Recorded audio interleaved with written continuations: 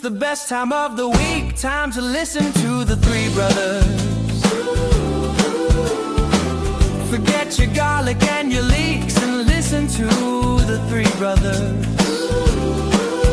It's fat-free, sugar-free, dairy-free, soy-free, and free from gluten and priestcraft too. If you click this accidentally, stick around. You might learn a thing or two. Chuck on a shirt, tie and shorts, and crack yourself a brew without any further ado. We are coming at you. Three brothers, juxtapositions, and midnight ramblings for sure. Three brothers, don't forget you get what you pay for. Three brothers, so come on down, don't even worry about it anymore. Three brothers. Three Brothers. Hello and welcome once again, brothers and sisters, to this week's Three Brothers podcast. It's time again for your favorite Three Brothers. Coming at you almost live. Thanks for joining us again this week. Or if you've accidentally clicked on this link, we hope you stick around. You might just learn a thing or two. Potentially. Might. Keyword. All right. Follow up.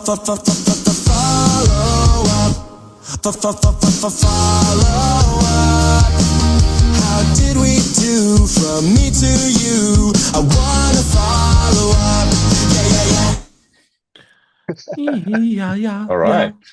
I think the jingle says it all, gang. We want to follow up. What was the commitment last week?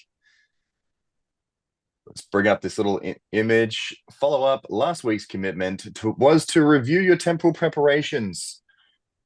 Ladies and gentlemen, how did we do in the past week? I'm happy to fire up first. I had a good chat with my wife during the week, and we did pick up a few bits and pieces that we certainly needed, and we're continuing the stock up. So things that we use regularly, things that we know we need, things that we know we will use, and some long life items. Just going through that process and picking up some extra things we need. So the train is still chugging, but we're headed in the right direction. Yeah, good. Mine for us, it's good actually, and kind of timely, because you know how like everyone has like a family chat. You know, like I assume everyone has like a family chat on Messenger or whatever. Most people probably have one, right? Where all your family members, even if you don't talk to them very often, are in a family chat. So if you need to say anything to everyone, it's somewhere to do it. So I've obviously got two of those. I've got one from my side of the family and one from my wife's side of the family. And my wife's side of the family, like, unfortunately, well, actually, both of our families, most of the siblings are less active, right? So they're not minded on this sort of topic. But thankfully, we discussed it a little bit in my wife's family's chat this week, and kind of, you know, because of all the things going on in the world, and there's been lots of I guess there's been a bit of talk and a few rumors that there's going to be like a bit of a famine or a food shortage, which is kind of good because it's kind of good that it will scare people a little bit probably. Anyway, long story short, it got discussed and kind of tried to scare the family straight, so they all start thinking about it as well. So yeah, we're looking at ours, they're all looking at theirs. It's all kind of good, you know. I mean, you don't want to be scared into obedience, but at the same time, sometimes that's what it takes.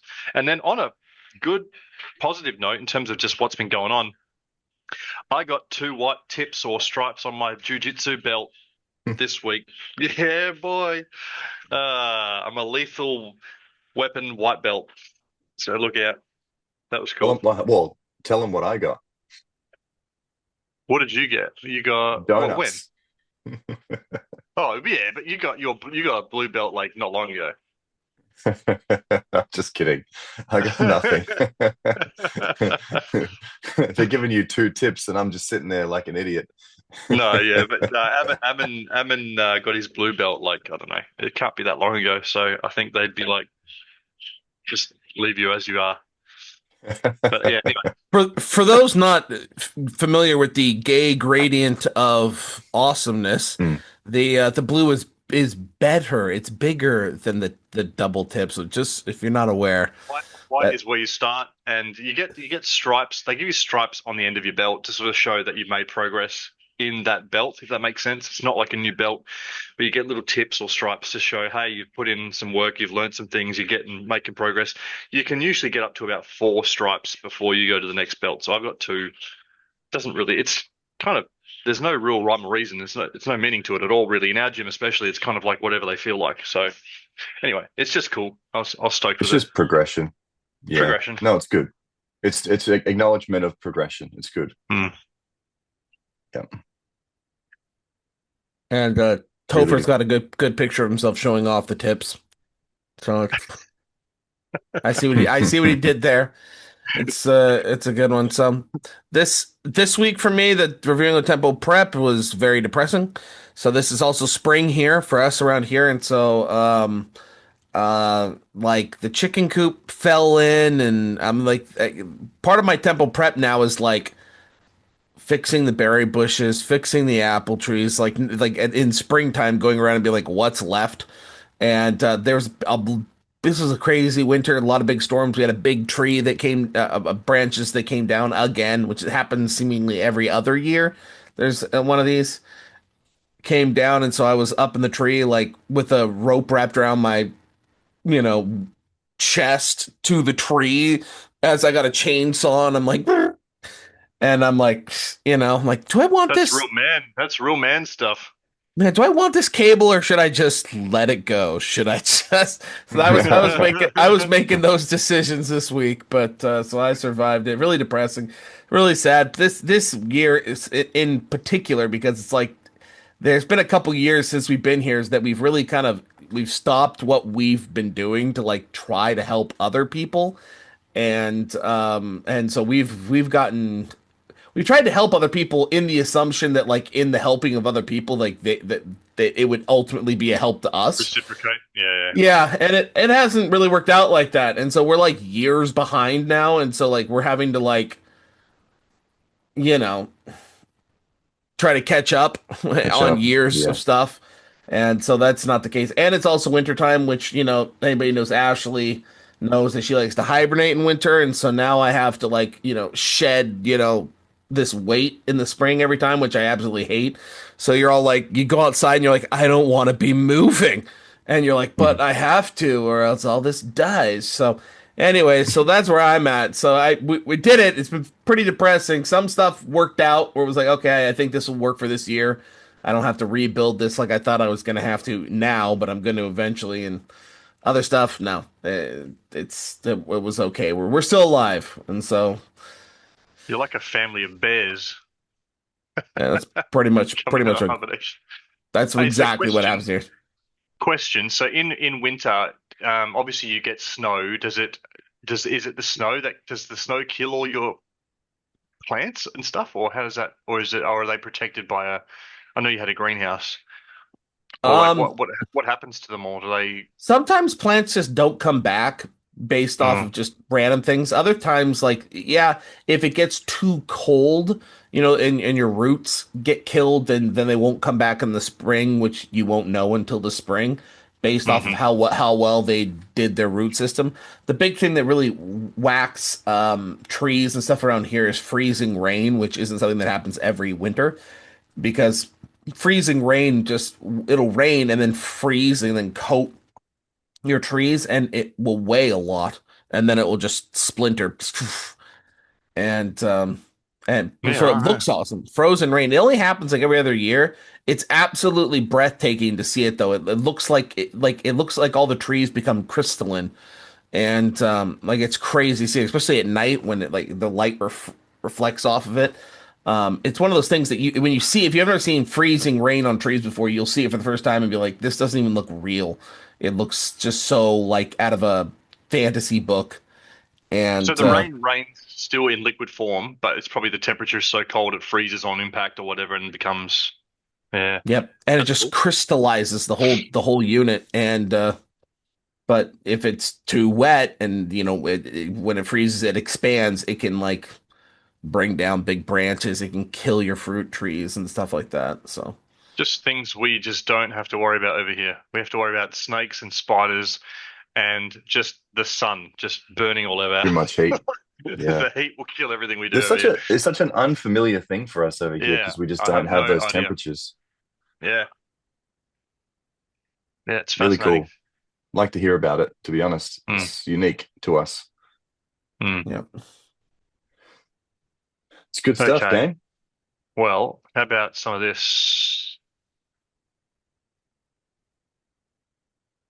We've got to. Oh, are you hearing that or not? Oh, No. I got an error saying that Michael was still sharing his screen. Hang on. Now try. We've got to rent. Yeah, we've got to rent. Oh, it's the rent of the week. Yeah. I like how it ends on like a high note. Yeah. That's what we want to hear. All right. So Mike has got the image for this one. This was a no-brainer of a rant this week. So I would assume, I mean, it is possible that people who watched this didn't see this. It was kind of prominent for us this week anyway. We saw it. If you didn't see the story, I don't know who the celebrity is in the story. I don't care, right? I don't care who you are or whatever. There was a story made into the news media or the celebrity media, and it's a gay couple, a famous celebrity gay couple or whatever, and they've adopted a baby boy. And there's a video of them, and he's playing with the baby boy, and the baby boy is not happy, and the baby boy is crying for. They say, "Who do you want?" And the baby says, "Mama," like this. Yeah, they say Papa or Dada or something. Yeah. And then he goes, "Mama," and they're like, "No, no, no, Mama here," something like this. And I couldn't even watch the video a second time. When I saw it the first time, I had multiple reactions. One, I was really, really sad. Like, I honestly almost cried watching this baby cry for a mum it will never have, and it doesn't have. And that makes me really, really, really sad. And I don't care how much enjoyment these gay guys are getting out of raising a baby. That made me really, really sad. Second thing, it makes me furious. There's two parts of it. One, I'm really, really sad for that kid, and the second thing is I'm furious. And because we're in this weird sort of world now where you can like a gay guy can buy a kid, um, Mm.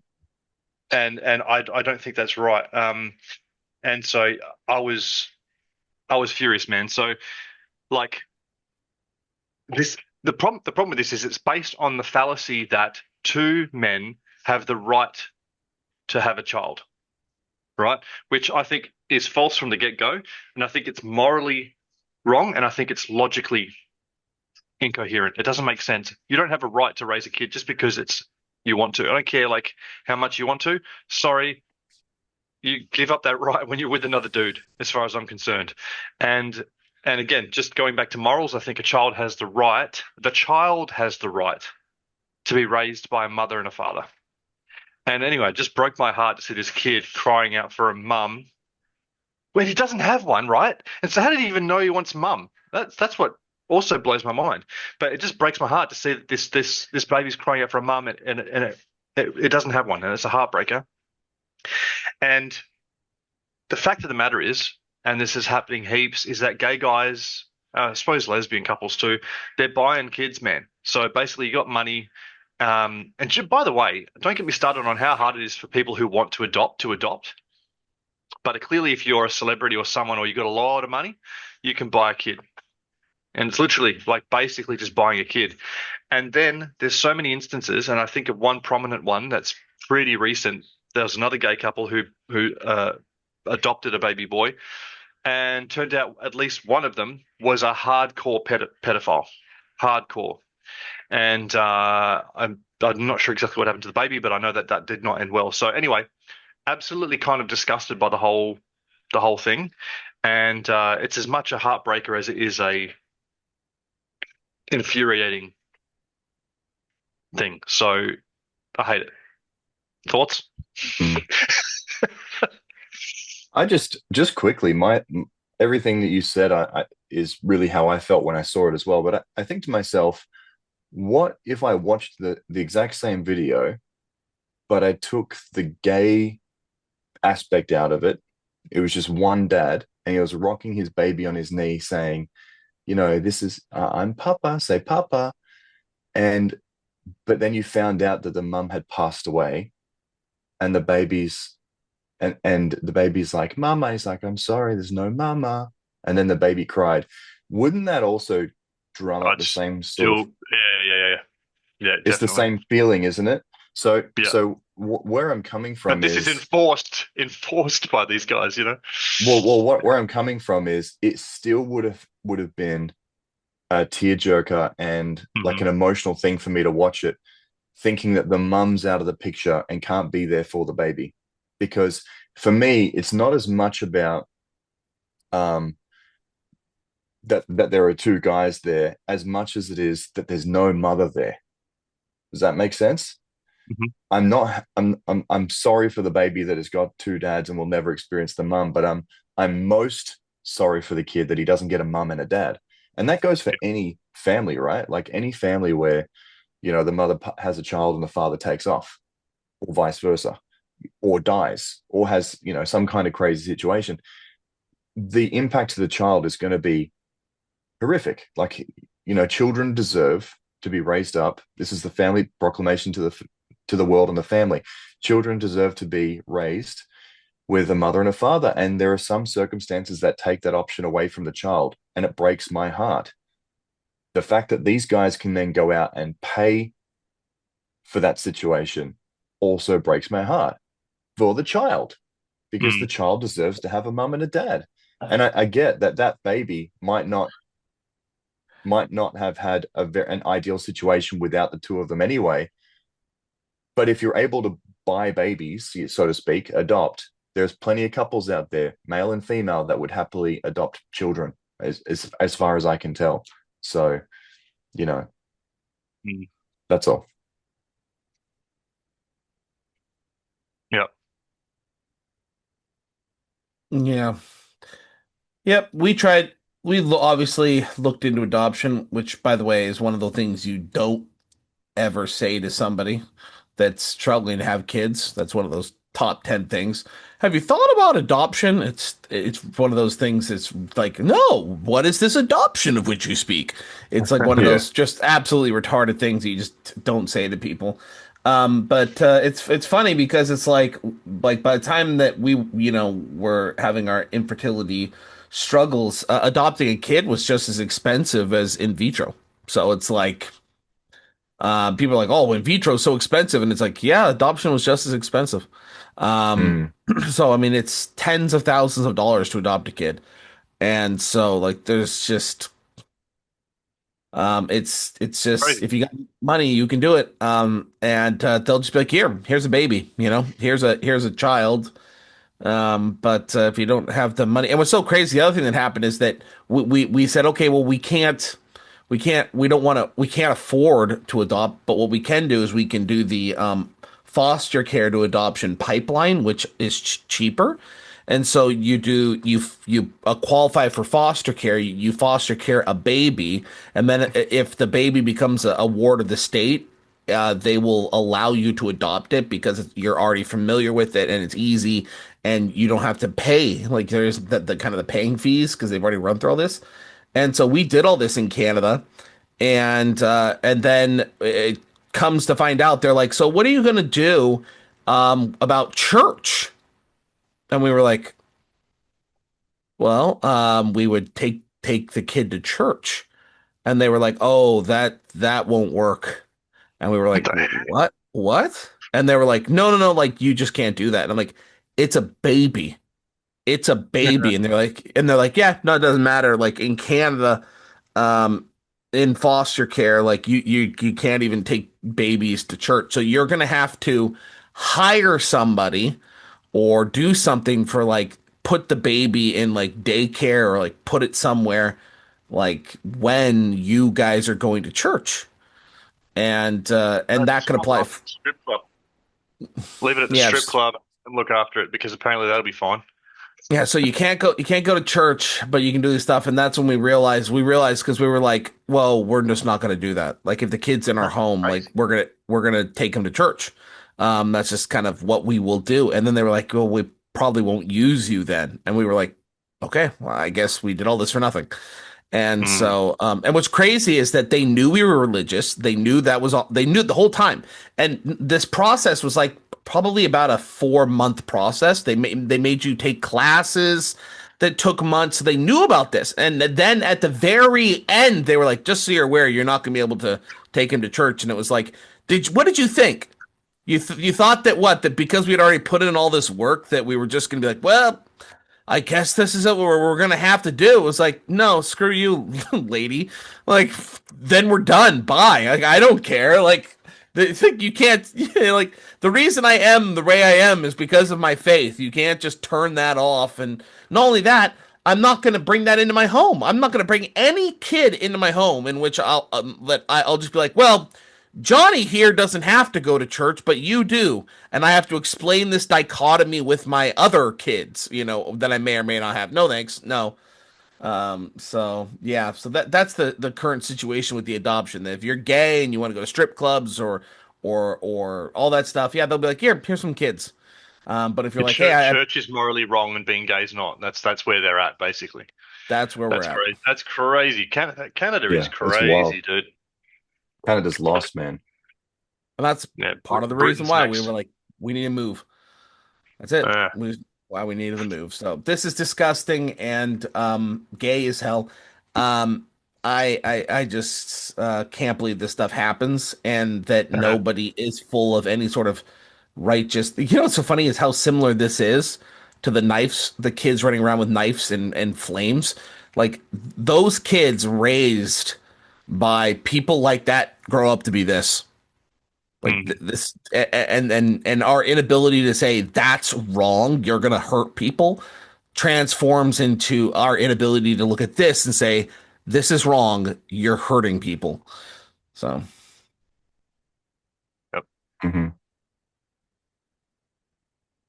that's where we Absolutely are. wild.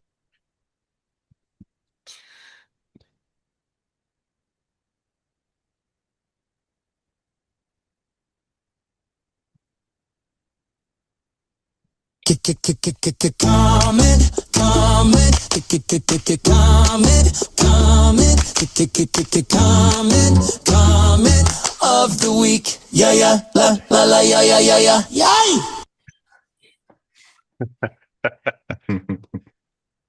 Uh, Smooth as butter. Yay was coming. hey.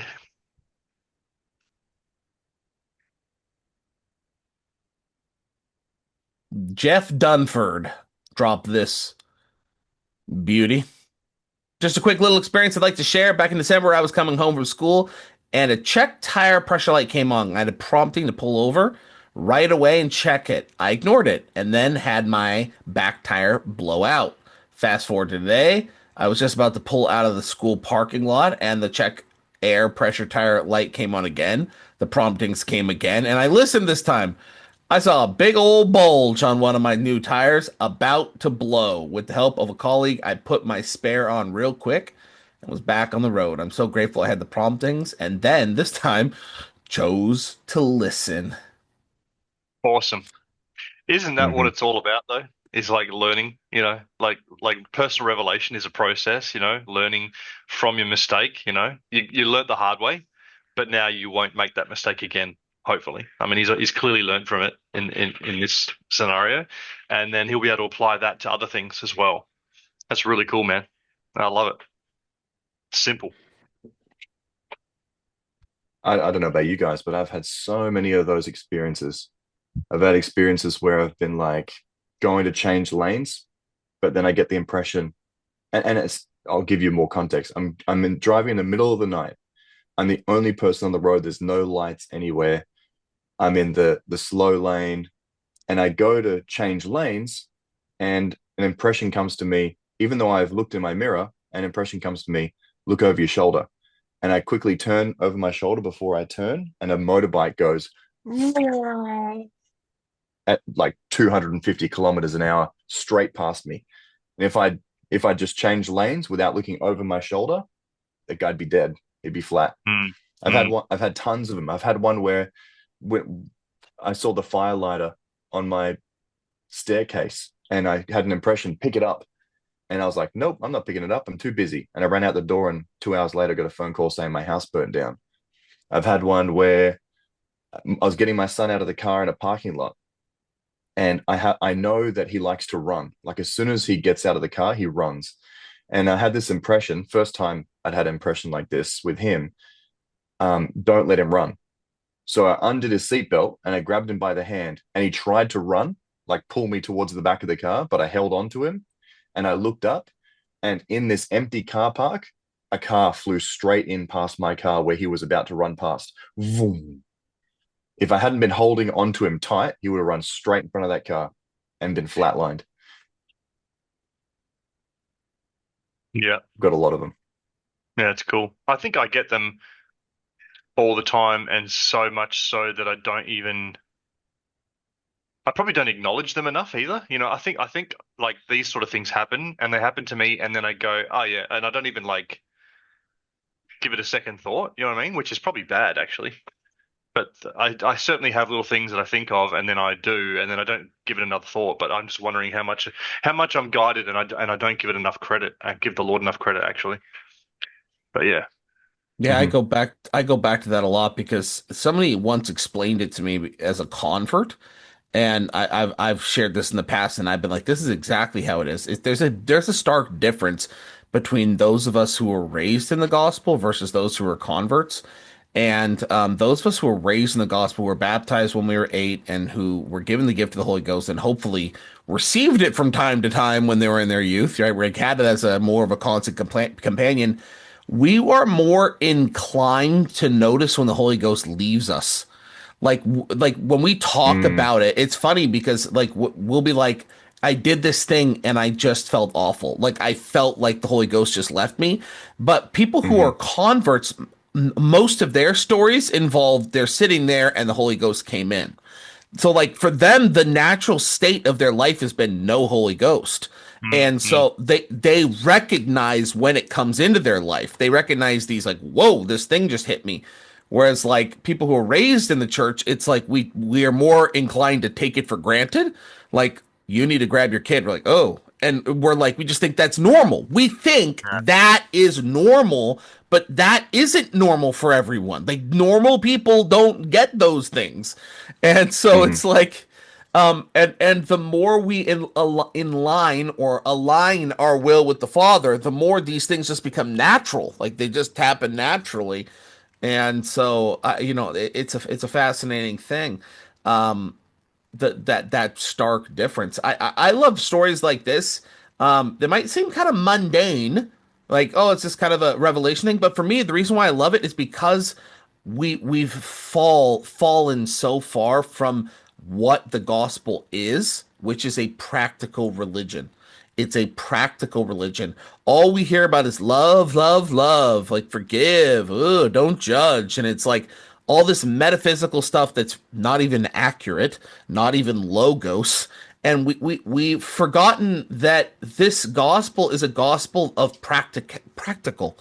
And so it's like it helps you every day on things that you don't even think about. Like my kid running in the parking lot getting hit by a car. And like planting your crops and like when to turn lanes when you're driving. Like it's a practical religion. So it helps you everywhere. Like there is Constantly. It's constantly there helping you, trying to make this life as less of a suffering experience as possible. One of my favorite scriptures, the ones in Doctrine and Covenants, where it says that my children learn by suffering if it must needs be, if they will learn in no other way. And it's like this understanding that like God gives us these things, these sufferings, and he cursed the world for our sake and brought the mosquitoes and the spiders and all that stuff in for our sake because we are slow to remember, because we're the problem. But if we weren't the problem, we wouldn't have to suffer. So when people are all like, "Oh, well, we had to suffer to learn the good from the bad," it's like read the Book of Mormon, read Alma. It says in there clearly the Holy Ghost can teach you the truth of all things, including the suffering, including all of that. Nevertheless, the Son of Man partook so that he could succor his people. It doesn't mean that he had to. The Holy Ghost could have taught him the meaning of all things. He didn't. He did it purely for the succouring, purely to say, okay, I did it, but he didn't have to. The Holy Ghost could have taught you the meaning of all things. And so this, you know, this, we have to suffer to know the good from the bad. No, the Holy Ghost can show it to you. The Holy Ghost can show it to you. We just refuse to let it show it to us.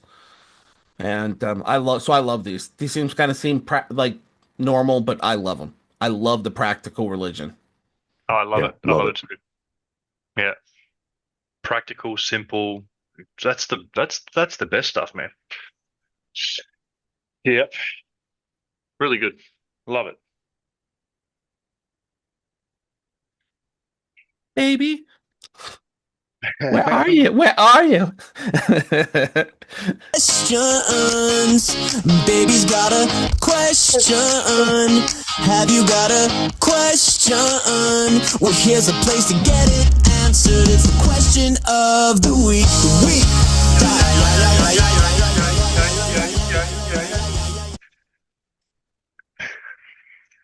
Oh boy. I've been trying to kill this fly the whole time. I've got I've one hit this sitting on out of my the lap right in front I've of me. hit it out of the air so many times. Oh, I love that, by the way. I asked can it we- to surrender 3 times. Oh, that says it right there 3 times. If we're not listen.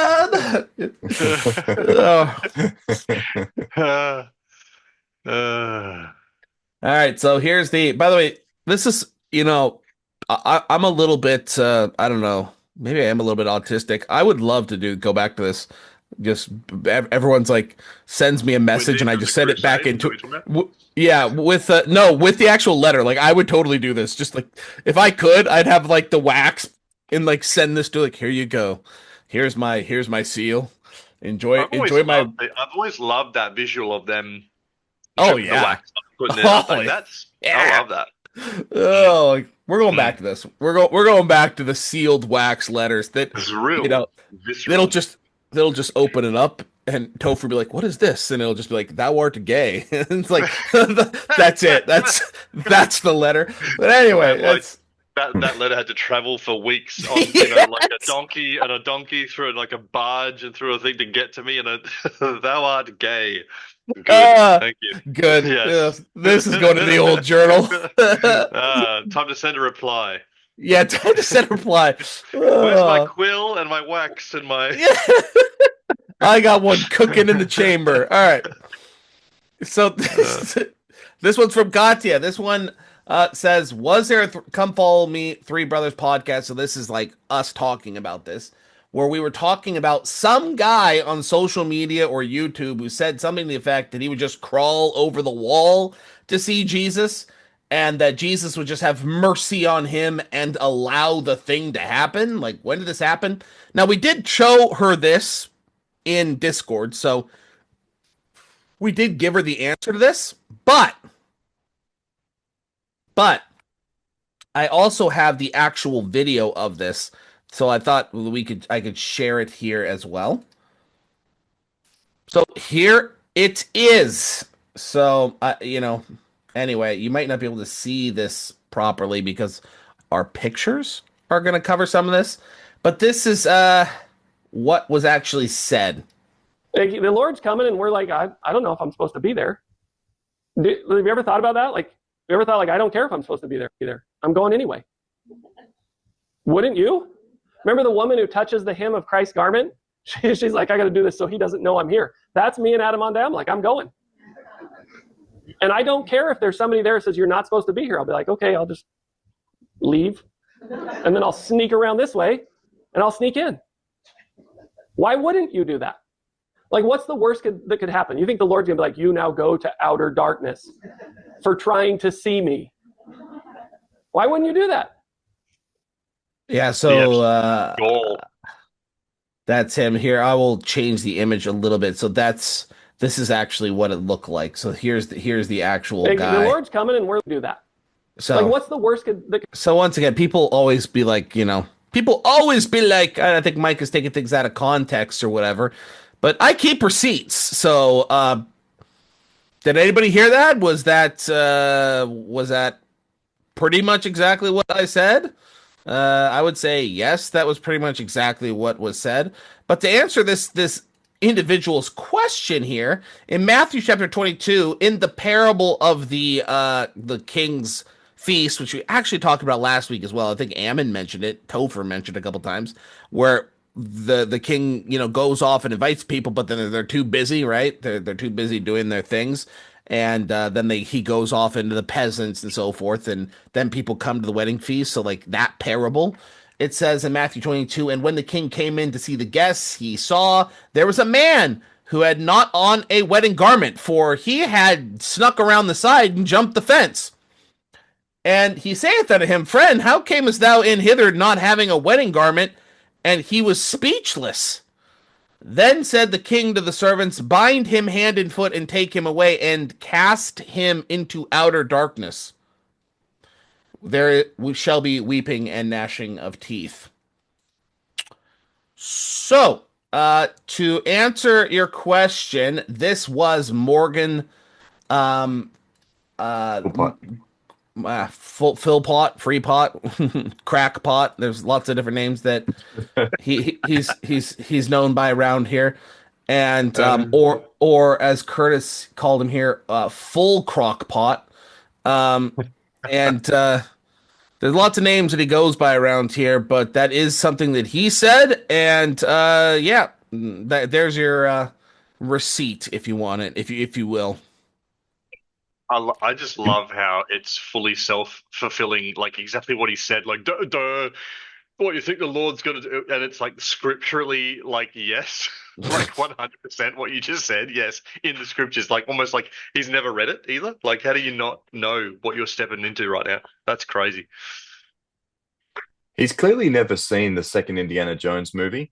Isn't the second one where it's got the Lost Ark? Is it Raiders of the Lost Ark? And he's yeah. Yeah, and people are like crowding around, and like people are like trying to sneak in to see the Ark, and then the Ark pops open and kills everyone that's looking at it. Yeah. Well, didn't Joseph Smith say? I'm pretty sure it was Joseph Smith that said this. God is a consuming fire. Didn't he say that? The Lord is a consuming fire. I'm almost certain it was Joseph Smith.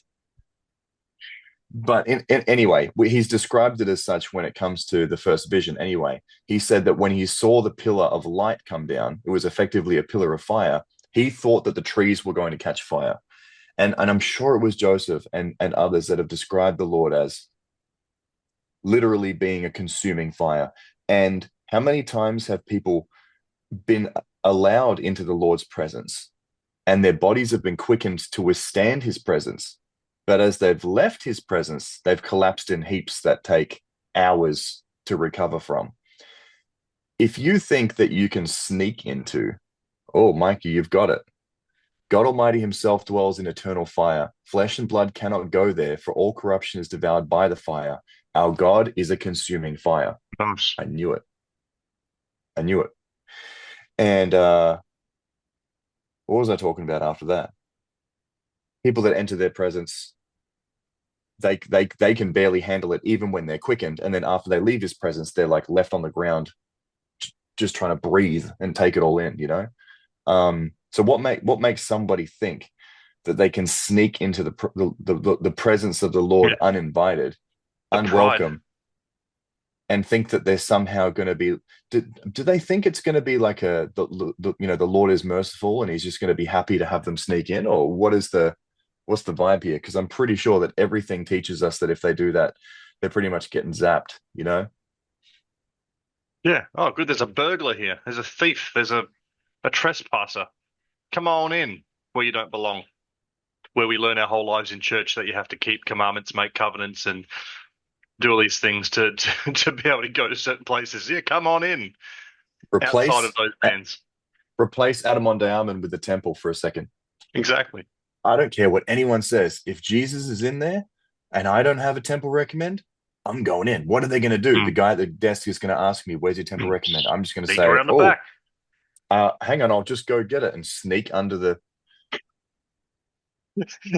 Sneak past the desk. Yeah. Uh, yeah, wild man.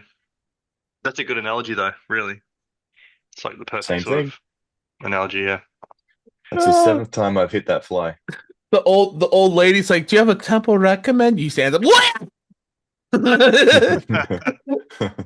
You're not gonna stop me. Yeah. Oh, okay. Yeah. Good work. And you know what's the most like infuriating thing of the whole thing is like you're just trying to sneak in because you're trying to avoid consequence. You know, Jesus sat on the hill and said, "Oh, Jerusalem, Jerusalem, thou that stonest the prophets, how often I would have allowed you in." That's the whole parable. Is that I like you could have been invited. And the Like work. there's a, Mhm. You you didn't could want have to do done the it. work. You didn't Yeah, want to do didn't the wanna- work, Yeah. but you think that like what? That you're just gonna like sneak in? You could have gotten invited. Many are called, few are chosen. You were called.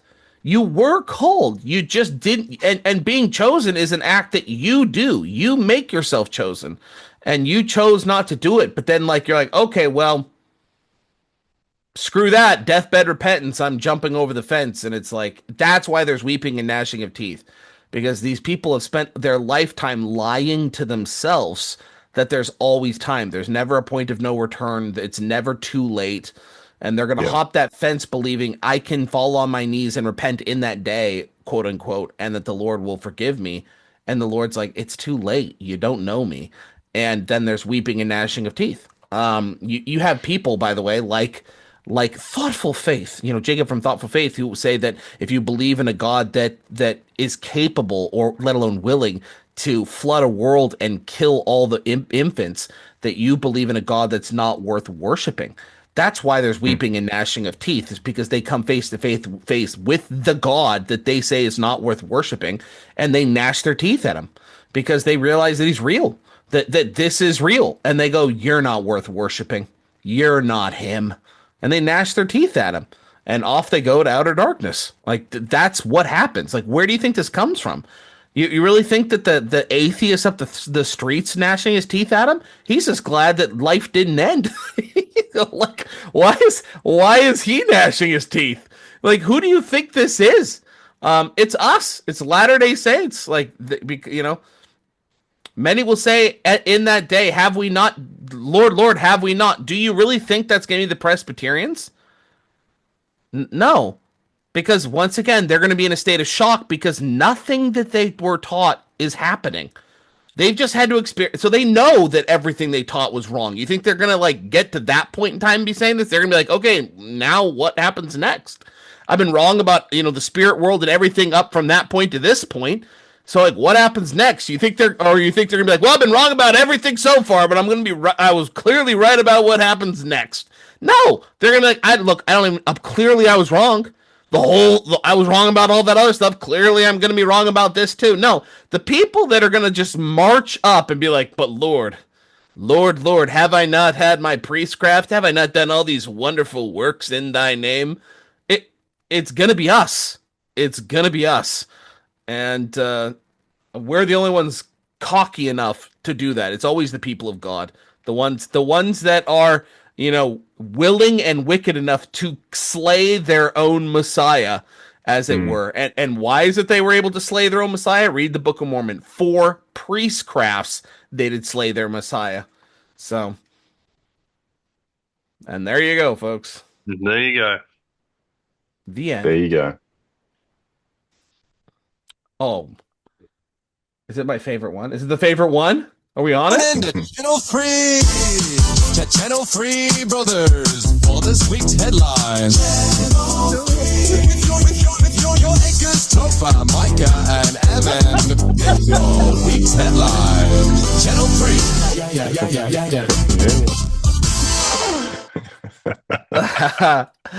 The Channel 3 brothers. Why? I really enjoy that. Why? It's so That's good. Why? Why are you so good? Right, who's doing this, Ammon?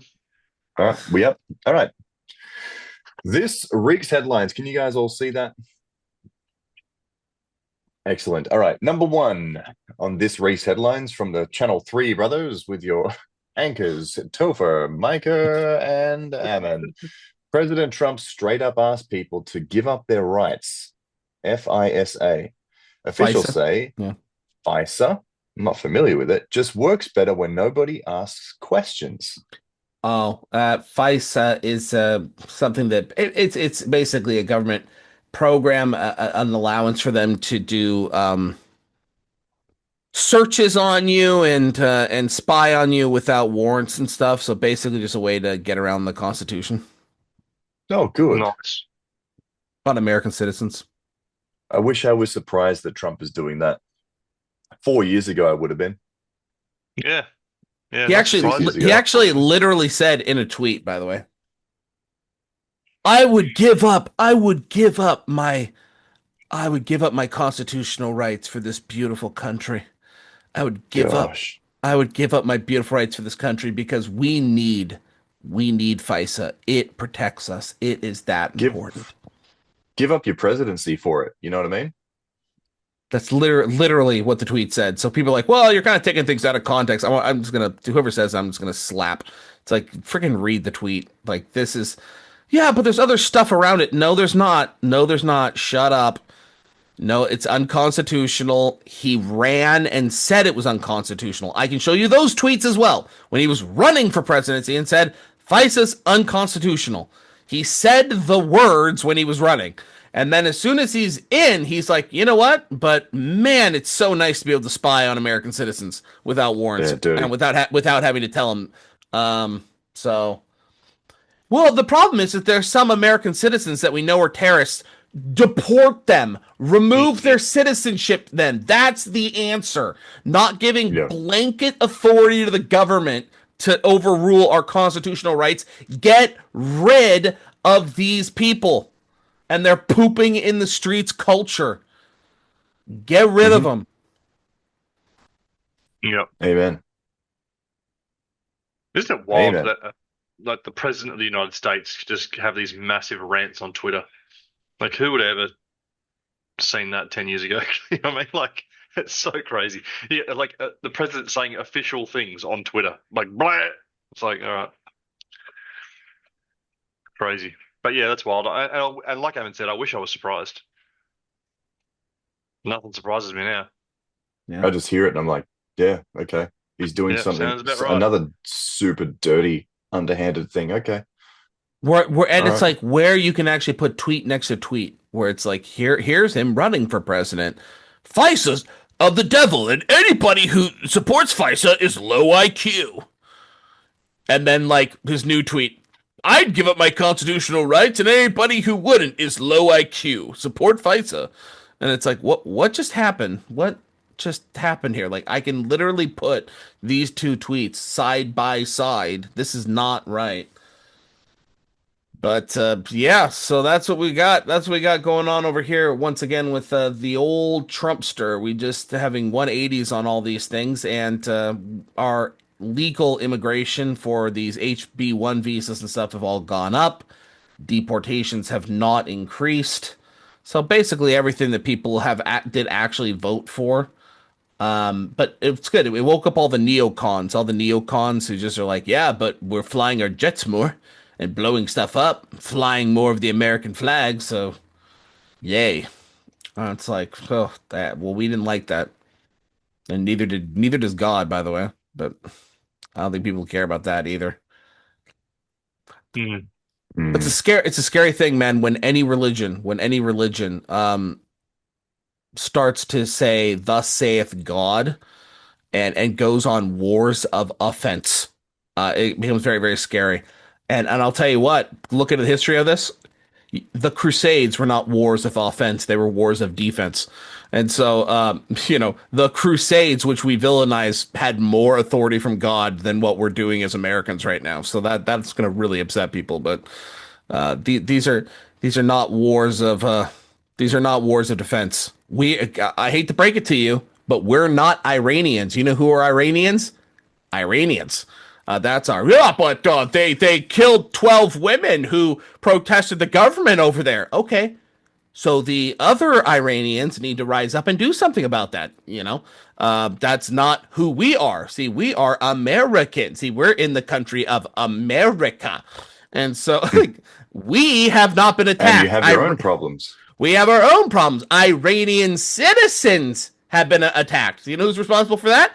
Iran. If we get involved in that, that's a war of aggression. I don't, do I need to use smaller words? But no, that's Slow it down. Let me slow Well, it down. Everyone's problems are America's problems, because they make them their problems. You know what I mean? Like, And they will only make them their problems if there's something to gain from it. yeah, And much oil we America doesn't itself maybe directly gain something, but in appeasing one of its closest partners Its over in that overlords. region. The arms have been twisted. Allegedly. I, for one, welcome our new overlords and They've been look forward to toiling in the salt mines. Put on my yarmulke. well. Yeah. Iran has been promised to them for 3,000 years, apparently. Yeah, FISA has been promised for 3,000 years. Don't you know? It's in the holy book. Yeah. So, All right. Yeah, that's classic. I wish Australia was better off. It isn't. All right. Number 2, ceasefire is off. Iran launches drone attack on US vessels. US vessels reportedly received message loud and clear and explosive. I didn't see the latest on this. So, I mean, it's not unusual for me to see that they call the ceasefire and everyone starts shooting each other again. That's almost par for the course in the Middle East. But what's the latest? That meme Netanyahu, though, he's got the vein in his forehead, like 5 minutes. Oh, yeah. Having a ceasefire for 5 minutes. No. Yeah, so Trump did what Trump does, which is just go out and create a giant red. Now it's so funny. We used to love it because we're like, dude, this guy's insane. Nobody wants to cross these red lines because he's insane. Now he just puts up red lines every day, and people just go, this idiot's not going to do anything. And then like his idiot followers are like, well, you just don't know the full story. He knew the full story and he put the red line in the sand. So like what are you talking about? I don't need to know the full story. I just need to know that he put a red line in the sand and said, Israel, you stop bombing Lebanon now. Iran, we're getting your nuclear dust and blah blah blah blah. And Iran comes back and says, no, you're not. And not only that, we're not doing this. And Israel goes, oh, yeah, Lebanon? Oh man, we just lost a couple other bombs. Where did they go? They landed on Lebanon. My bad. Like, it's like, yeah, but it was retaliatory because one of them said we were ugly. And so, we had to bomb that entire village. We had to level the whole thing. God wills it. And so, so that happened. And then one step further. So then America's like, I don't know if you heard about this. Well, they said, well, we're going to blockade your blockade. And so what ended up happening is that people might not know like what this means. So Iran is letting stuff go through the strait. So this idea of like it's blockade, we kind of think, oh, it's not allowing anything to go through the strait. No, it's not allowing certain things to go through the strait. And one of the things that's not allowing to go through the strait is anything tied to the United States. So Australia, Britain, but it's allowing China to come into Iran and it's allowing China to leave. And so what Trump is doing by setting up a blockade on the blockade is saying nothing gets through. And so then what ended up happening is that China threatened the United States and said, America, you better not stop anything that's ours. And so now we have this. Is how you start a world war. Yeah. And so this is how we start. So now what is Trump going to do? Oh, I'm going to put a blockade on your blockade. But okay, China, I guess you can go through. That's fine. Okay, well, what was the point of that? It was just all optics, and you just now look like a little weenie.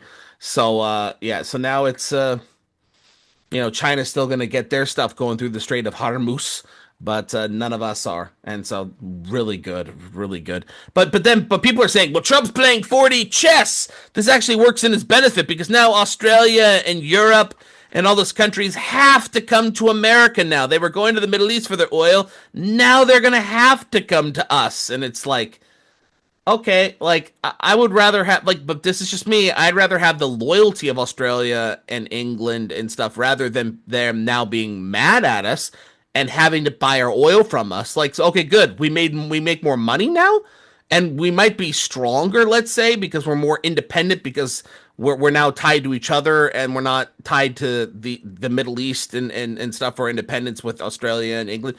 But they hate us now. So like, at what cost? Like, so and frankly, I don't think that's what this 4D chess is going on. I don't believe that. So anyway, the Strait's gone back to what it is, and now it's like, is America going to blow up China's oil vessels going from Iran to China? Remains to be seen. I'll tell you that in America, at least, we're not going to be. Not much of that's going to make it to the news. So. People are like, oh, he blockaded the blockade. I don't know what that means, but it sounds like Trump. And it's like, yeah, okay, well, you won't know what it means because you're not being told. But Crazy times. Doesn't seem bad, does it? All right. Next one's a fun one. Number 3 on Channel 3, brothers. New names for LDS young women age groups, courtesy of Emily Bell Freeman, otherwise non-affectionately known as EBF. Members seen quietly rehearsing in hallways to avoid public embarrassment. And if you're not familiar, they've recently renamed, or Emily Bell Freeman has recently renamed the New Young Women's groups. Number 1, Builders of Faith, that's 12 to 13. Number 2, Messengers of Hope, 14 to 15. And number 3, Gatherers of Light, 16 to 18. And So- my So you first named thought I the saw third one this, charity. I was like, firstly, what? Secondly, why? And like, why now and not never? Like, why? Why? And then and then I asked I told my wife, and she was like, what did she say? Yeah, her thing was why, and she goes, unnecessary. It's just unnecessary. And like, I don't know, man. Like, there's a lot of things wrong with this. Firstly, I don't like the names. Like, they're not like cool. They're not catchy. They're kind of like a real mouthful. They're too It's long. just a they're big too pile of wonky. cheese. Yeah, and you know what? And you know what I think it is. Honestly, I feel like it's EBF wanting to make a stamp. Statement for herself. Yeah. Yeah, like, this is something that I did that will stay. Like this, I did this, and it will stay, and like, and that's what it seems like to me. It doesn't seem like a good idea. Like, well, I mean, the previous ones, Beehives, Maids, Laurels, or whatever, nothing special about those either. But at least they weren't 400 words long, and these are going to be shortened to abbreviations in a nanosecond anyway. But oh, there you go. Micah's got something. Oh, this is like why? Is this the why or the meaning? What the meaning of Gatherers of Light is supposed to be behind. What's supposed to be behind it. Just so everyone is aware, it's not doctrinally sound. Gatherers of Light is not doctrinally sound. It doesn't even make sense doctrinally. So it's an incorrect use of the term light, and because light is not something that you gather. Light is something that expands. It's like it's not a doctrinally correct statement, but as far as the President Freeman thing's concerned, yes, she believes that she's the one who did it, right? She's the one who did it. President Freeman gave the example, and then so she's the one who said like she was behind all this, and then she just to put a stamp on this, she gave the example of Emma Smith as the gatherer of light. Oh goody, oh Yeah, goody, good. great, unapostate, literal son of Yeah. perdition. Good. Good role model. So Thank you. good role model. That's what I want. That's what I want for my 16 to 18-year-olds to be. Gatherers of light means what? Leave the church and hate Brigham. Say that the saints can die like dogs. Perfect.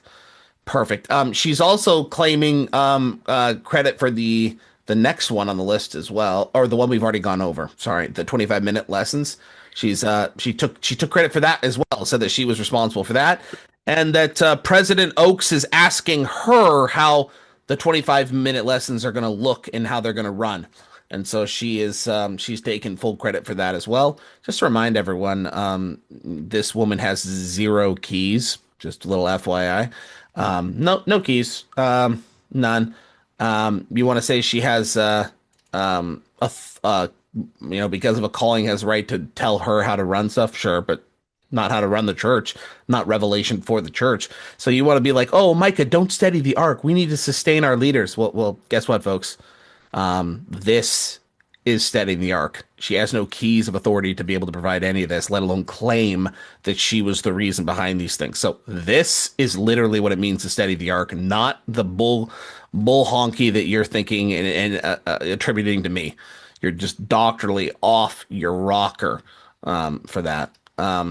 So anyway, this is pathetic. These names are pathetic. I hate them. It goes from hope to charity. Oh wait, no, to gatherers of light. It's all going to turn. It's all priestcraft. It's going to turn every single one of these. She's already has cooked in the books. She's already got these things working in the background to go to her site that she's going to sell. All these, what does it mean to be builder of faith? She's like, this is all already cooked in the books. Like that, this isn't an accident. Gatherers of light. These are things that are easily marketable. Not only that, she's already marketed them like a dove, a sun. This is just not right. But I wouldn't even want to call the young women these names. They're not even like, no. Hey, where's the gatherer of light class or whatever? It's like, what the heck? Yeah. No. Yeah, I think I can speak on this a little, and I think I've earned the right to do so because I have the name Ammon. And as somebody with a name that nobody can pronounce, nobody can spell, everybody struggles with, everybody asks me the question, where is it from and why do you have that as a name? You got to realize, like, the purpose of having a name is so that throughout your life, somebody can call you, somebody can reference you, somebody can point out it's you in a simple, easy way. You know what I mean? Like, ideally, if you want that person's life to go well, and by the way, you don't choose your name. So these young women that have to wear this, they didn't choose this, but all of a sudden they're named all of these things. So it's really important as somebody who's in a position that names someone, that you do so in a way that's really respectful for the people that you're doing it for, not just for your own idea of joy or like your own idea of what is cool or what is not cool. Do you know what I'm saying? Because the effect that you have has nothing to do with you, but everything to do with the people that have to wear it. So if these young women have to be walking around saying to each other, no, it's the builders of faith class. No, she's in the messengers of hope. Like, I don't think they're ever going to catch on. And I think they're making it way too hard for these poor young girls all around the world to be naming each other and calling each other. Do you know what's going to happen? I know what's going to happen in my ward. No one will use it. It's simple. No one will use it. We could have had a simple, meaningful name for each one of these classes and used it. But now, because they've made it complicated and basically meaningless and annoying, none of the young women will ever use it. It's simple. They just won't. I'd prefer it if they were just like the 12s, the 14s, the 16s. I'd rather that than this. I would rather, if we're already going to go to the world, I'd rather just go to the world. Call them freshmen, sophomore, juniors. Like, this is stupid. Like, this isn't like this is just dumb. But we've done this before, by the way. We've done this before, but no one seemed to care as much about it when we did it before. I was one of the only ones that was like, this is sorry, I almost said the R word. This is really dumb. At the really bad R word, the dumb R word. But anyway, when we changed the threefold mission of the church, well, people might not realize this. We had a threefold mission of the church that went back to Joseph Smith, that like perfect the saints, redeem the dead. And now it's like, what? Like, does anybody even know what those are? Joy. Seriously, do you? Like, half the people don't even know what those things are anymore. They don't even know what they are because they change into things like love the members and have joy in the temple. Like, this is the now fourfold, and now it's not 3, it's 4. The fourfold mission of the church. They changed it, and nobody uses anymore. Like, when I was growing up in the church, members brought up the threefold mission of the church all the time in lessons, all the time. I have not heard somebody time. bring up the fourfold mission of the church in the last 5-10 years. I didn't know there was 4. It's That's crazy. they stopped. I didn't even know that. That's the reason why they stopped, because every time somebody's like, well, the threefold mission of the church, there was that one D-bag, in class. It was like, it's actually it's 4. it's actually 4, and it's like, okay, I'm done. I'm not bringing this up anymore. And then it just died. Nobody brought it up again because they did the same thing. They changed the names and they changed it to something that was absolutely stupid and once again, not doctrinal. Like, well, why was it called the other thing before? Because we had a literal quote in the Doctrine and Covenants and a literal quote word for word from Joseph Smith. That's why, that was why we had these things. But it's not the way anymore. And so, like, what you're going to have to do is you're either going to have to be lucky like Ammon and live around people that are like, yeah, we're just not going to do this. Or you're just going to have to, especially if you have kids. Like, if you're older, doesn't matter. Doesn't matter, because as an old person, you can just do or say whatever you want, and they're just like, oh, he's an old person, he's just not going to change, and you don't have to, right? You're just like, I'm not doing that. But if you have daughters, if you have sons, this is, and call this hyperbole, I don't care. This is your chance to save your kids. Because your kids growing up in this will be poisoned. This is poison. This isn't just, bad stuff. They're losing out on opportunities by memorizing this stupid stuff, this changing of words. Because what happens next is we can't define what a woman is. This is what we don't understand, is that this is how it starts. They muck up all the words that we used to know so that we don't even know how to say them anymore. And then it's like, well, what is even priesthood? What is even priesthood authority? And before you know it, women have the priesthood. Like, that's how this starts. Like, I'm sorry, this is how it starts. And so what you need to do is you have to move around other saints that are like this, who are just going to ignore it. And you're going to have to raise your kids, homeschooling them. You're going to have to raise them like just look, the world's gone crazy and stupid, and we're just going to have to raise our kids over here pretending like this doesn't happen, and it's crazy. Like, here's another one. Priesthood versus holders of the priesthood. This is one that I don't know if you've heard, but like, they really don't like when they say we like to thank the priesthood for the reverence in which they administer the sacrament. Well, that's not right, because they're not the priesthood. They're just the holders of the priesthood. It's like, we don't do this with anything else ever. Oh, we better thank the doctor. Oh, he's not the doctor. He's just the holder of the doctor license. The holder of the doctorate. He's the holder of the doctorate. He's not actually the doctor. He just gets to hold the doctorate. It's just, no. They are the representation of the priesthood. They are it. And so when you make them disowners of it, when you make them disassociated with it, they feel less of a responsibility to be worthy of the mantle, because it's not theirs to begin with. If I'm not a representation of the priesthood, if I don't represent it, I'm just a holder of it, then it's like, oh, well, I'll just put the gun away. I'll just take that hat off and just go do this sitting over here, and then I can just put that hat back on when I need to do the thing. But if it's like, no, me and the priesthood are inseparably connected. My priesthood is well, that's not a mother. She's a holder of the womb. She's not. Yeah. She's not a mother. The bearer of the child. She's just the bearer of the child. No, those are inseparably connected. She is a mother. Like, you rip out the womb and just say it's something that she holds, you're ripping out a part of who she is and her identity. And so anyway, but it's funny because you go to like my ward, and like, because we have the ward and a branch, you go to the ward and it's like, we'd like to thank the holders of the priesthood and the young women for how they did the sacrament, because now the young women are in charge of like the reverence, like by shutting the doors in the back. And like, you go to the branch, and the branch is like, thank you, priesthood. We'd like to thank the men, the priesthood, for what they did. And it's like, oh my gosh, it's just like they don't care. They just don't care. And it's like, move to a branch, move somewhere around people who are like-minded. And it's like, you got to get around people like this, or else your kids are gonna not be raised with the faith of our fathers. I'm sorry, they're just not. Mhm. And don't come after I- me. Go after the branch. So I mean, don't come after me. I'm not the one saying it. So attack my branch. I'd love to know. I'd love to know what the young women think of this. I'd love to know. Like, if you've got whoever's watching this, you got a young woman. I'd love if you asked them what they think of it, and then let us know. I'd really be interested to know. Yeah. And next thing they'll be renaming the young men. You know, to keep up. It'll be renaming the young men, and it'll be like the deacons will be the whipping boys, and the teachers will be the burdens to society, and the priests will be the sacrament blessers.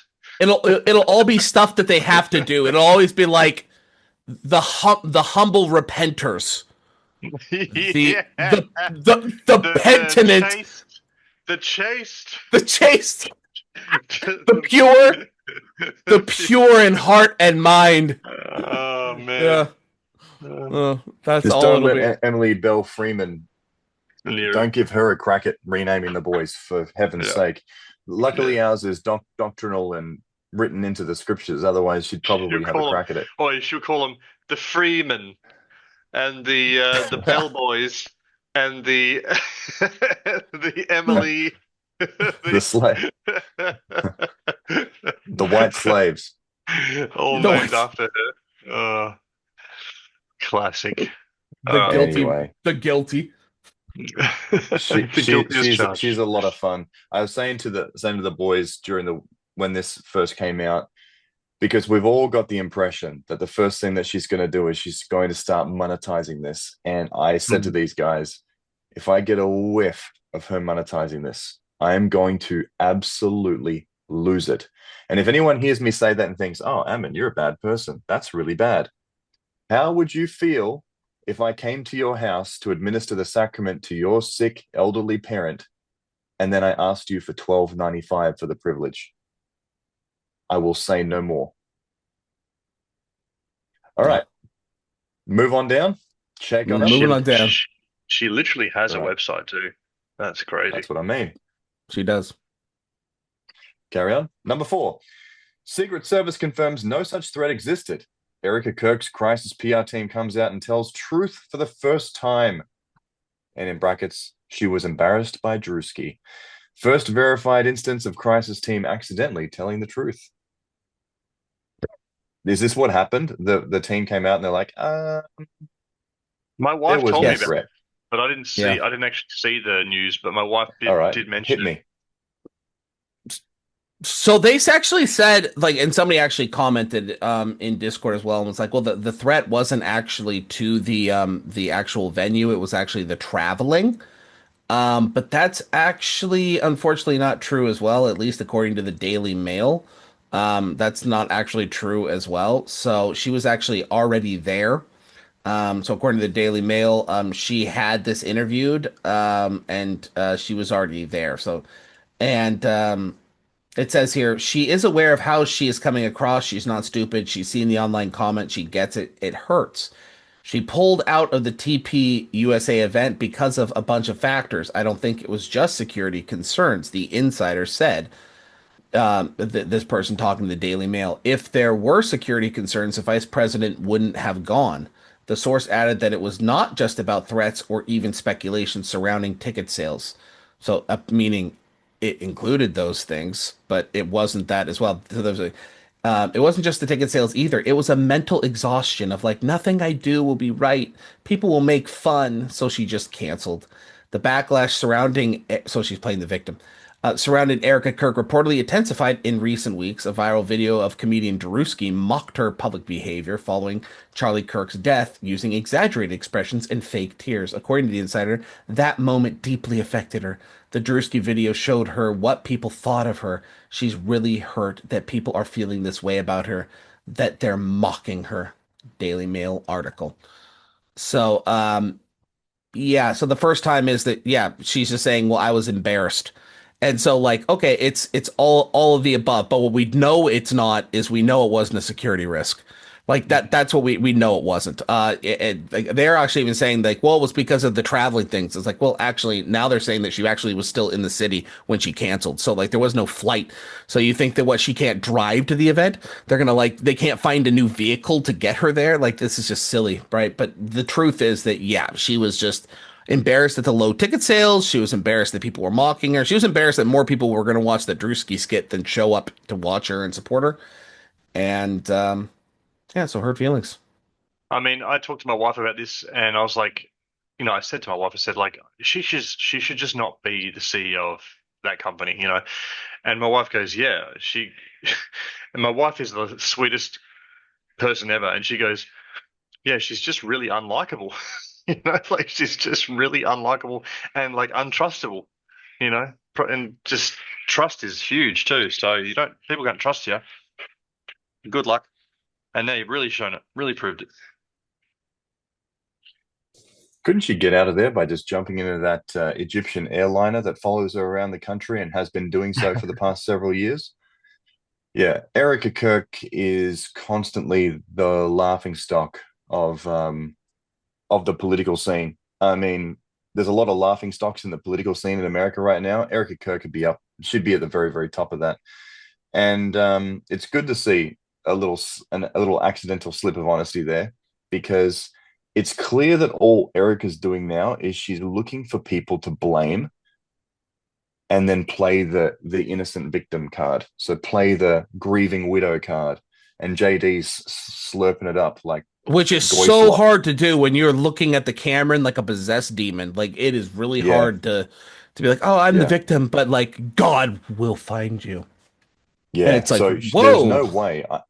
I do not believe for a second she hasn't seen the backlash that's been online and very apparent and global about the way that she treated her husband's death, the takeover of that company, all that sort of stuff. She's definitely had all the backlash, but she's saving the outrage for the moment when she thinks that she can play the victim at the most opportune moment, which is this Drewski thing, because she can point to one specific person. She can sue one specific person. She can play this absolute victim against one very specific outcome. You can't do that to the whole internet. You can't fight the whole world. You can't fight the entire internet. You can't fight an entire, group of hundreds of thousands, if not millions of people's opinions. So she was just waiting for that right moment with someone like Drewski so she can unload all of it. And then she's getting the president of the United States involved, the vice president of the United States, Kash Patel, whoever else she's getting involved, or getting all her greasy little mates in high places to come down as hard as they possibly can. And it's a scare tactic. It's a way to try and throw people off. And you know what it does to every hardened troll out there, the whole world around? It gives them more ammunition to go harder. It doesn't soften people's hearts. It makes people want to go harder. You don't want to remove her as the CEO. It's like you need to fire everyone around her. Everyone around her. Because as far as your responses to this is worst case scenario. This is worst case scenario. Lie about why you aren't going there in such an obvious, stupid manner, and then play the victim. This is worst case scenario. Like, you're not winning anyone over. And the whole point of Turning Point USA was winning over the youth. That was the whole point of what you are.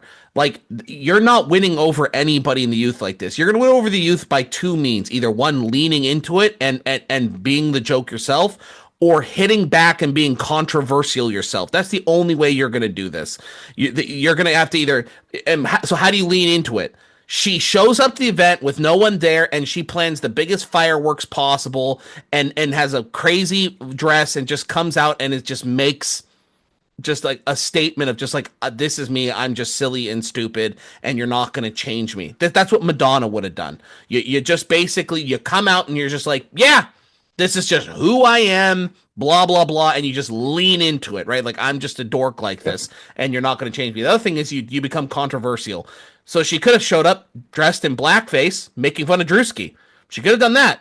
She would have gotten more clicks. She would have gotten more likes. She probably would have gotten support from people who were backing out. Like, there's things you can do to gain support having somebody have to lie like this and then play the victim, this is worst case scenario. All you're going to get is your white knight boomers or people that are like that, or people who are just party people. Like, I just listen to Fox News. I just support the Republican Party no matter what. Everyone else is just misinformed or just not getting the whole truth, and they're just stupid. Like, that's it. And that's not what Turning Point USA is all about. You're not going to get any money for that because they already have those people. Turning Point USA was getting money because they were affecting the youth. That's it. You're not affecting any of the youth in this. No one cares. Yeah, these people play games, and I'm telling you, these people are monsters in these games. Like this is how the youth are growing up. They don't care about her at all. Like, just playing the victim thing, I'm telling you, the youth just laugh at this. They just don't care about this. Grow a spine. Like, they just don't care. So fire the PR team. Whoever's in charge of surrounding her, fire her. Because if you're going to keep her the CEO, this is like, whoever's in charge of this from the very first moment she stepped out in fireworks at the funeral to this moment has been an absolute catastrophe. Yep. Could not have burnt the reputation and burnt her image any harder if they tried. No. If they did the So- opposite at any point, they would have done better. She must be, no kidding, she must be in real life actually quite an unlikable sort of person, because it's not that hard. And with all this help, it's not that hard to be like kind of likable. Do you know what I mean? And she's that hard to like. I don't know, man. She must. Yeah. Which I don't just know. gives you the impression, once again, that she was a plant. Yeah. Honey pot. Honey pot. Yep. Not much honey. Not much honey, whole lot of empty pot. It definitely wasn't in the eyes, I'll tell you that right now. He was not writing song about them eyes. He wasn't looking at the eyes, clearly. Oh. Good. All right. Next one down.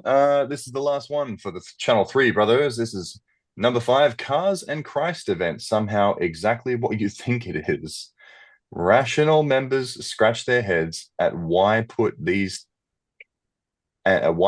these together. Cars and Christ. I Faith, didn't hear family, about this. and fuel. Didn't hear about this Yeah. one. Was it in like a church car park or something, was it? Or Yeah, what? in Utah, I believe. Yeah. Nice. Everyone down to the stake center. And like Come and there's show really off not your wealth. there's really not much to add, because like it's literally what it sounds like. This is like, it's just a bunch of muscle cars, $80,000 cars, $120,000 cars, and Jesus. So get together and talk about your idol worship and your love of Jesus all at the same place. Because nothing says Jesus like, burning incense to Baal in the parking lot. And Doing a burnout. it was Texas. It was Church. Texas. It was Texas. Oh, And apparently it's done monthly now. okay. Ooh, So I can catch the next one. yeah, Do they they probably actually makes sense call it because the that? salt. Yeah, Cars and Christ. It was yeah. That's Get what your yeah. idol worship and your Lord worship in one easy, Oh my, one-stop shop. it's right there. And it's so fun. It's so funny that people defending it, because it's like you people know nothing about anything. It's just like one of those things, you don't know anything about it. Some of these people might not have actually spent, as much money as you think they did, because they could have like bought the car at a junk place and then rebuilt it from scratch. That What was costs that? more. Have you not looked into any of this? That costs more. If I get a car out of the junkyard and build this, it's going to cost me 120, and selling it, I'm lucky if I can get 60. Like, you're never going to get out of a restoration Every time. what you put in. If these cars are 100,000, they're putting 200 into it. So it's just no. Money pits. Yeah, they're money pits, and it's just like this. Yeah, this is like so clear cut, easy idolatry to label. Like, this is like if we can't all get behind the fact that this is idolatry, like, it's just okay. I don't know what to tell you, because like we can't get united on anything. Like, we're worshiping a different Jesus. If you're like, oh, that's not idolatry, it's like, okay, well. What My was the Jesus name drives of a muscle car?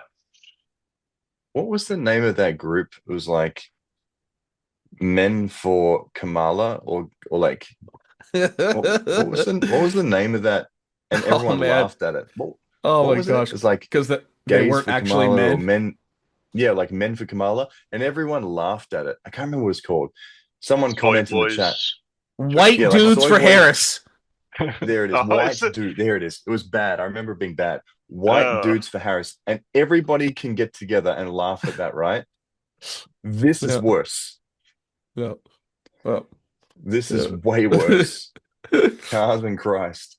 this is how we want to. Jesus. Seriously, this is how we want to represent Jesus. Like, we're not even like pretending anymore with like soup kitchens and stuff. We're just like, Yeah, what a nah, mess. it's just cars and Christ, because that's what we are now. We just build our multi-million-dollar mansions right next to the temple, and somehow we just don't see how like we're ready to be burned. Like, we just don't see it anymore. Yeah. We're not even bothering like pretending to be like, well, we do this. We live in our multi-million-dollar mansions, but we show up to the soup kitchen once a month. And we don't even pretend anymore. To We're just eat like, the yes. soup. Yeah, we're just like, screw it. While we To park take my our family out cars. for dinner at the soup kitchen. Now we just eat it. Now we just eat it and go to Cars for Christ. Okay. Oh, that's funny. All right. Kill me. Kill Oh, me, boy. folks. But here's the thing. Emma. Yeah. Really. What an example. What would Emma do?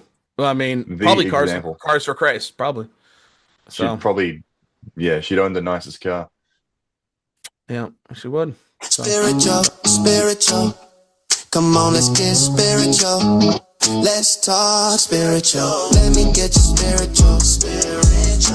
Let me get you spiritual. Spiritual. Put it down. Give me your spiritual thought. Yeah. Heck Break it yeah. down. Break it down. Let's bring this back to something a little more doctrinal here. All right, who's talked the least, Damon or Topher? Who interests? I just did the news, so All I'll right. do this again. Topher, rock us. Spiritual thought. All right, from Doctrine and Covenants 121, verses 34 and 35. Behold, there are many called, but few are chosen. And why are they not chosen? Because their hearts are set so much upon the things of this world and aspire to the honors of men that they do not learn this one lesson. The commitment for this week, then, based off this, is study this one lesson this week. I think that's a great, good civil commitment. And you know what's funny is this came up when we were discussing. It was that dude, the crackpot. That didn't. I'm pretty sure you talked about this whole this whole premise while we're talking about that. So that's a funny coincidence as well. So. Yeah, let's all commit to studying this lesson about why there are many called and few chosen this week. Anything else to add to that? What I have to add to this is in understanding Revelation 1 through 3, many are called. So it's a little bit of a cheat sheet to get you started. It's just a 2-hour paper on the subject, so you can always start there and then go off from there. Nice. All right. Yep, very good. Cool. Okay. All right. I think that brings us to the conclusion. Am I ending this mess? Yes, you are, gatherer of light. I am the gatherer of light. I have done the opposite of gather the light. The bringer of closer uppers. The free boys and the bell boys and the that'll be the next name, man. All right. Well, thank you, brothers and sisters. We hope you had a great time. We always have a great time. It's always really good. And if you accidentally clicked, well, maybe you learned a thing or two, or maybe you're dumber for the experience. Who knows? But either way, thanks for sticking around this far. We love to have you. And No one actually We knows. succeeded. well, this wraps up this podcast. We are again your favorite, or maybe your least favorite, three brothers. We love you. We love talking, as you can tell. And thanks for sticking around. We'll see you next week. And again, hit us up with comments and questions. We will use them in our podcast, and we will do things. We love you. Ta-ta.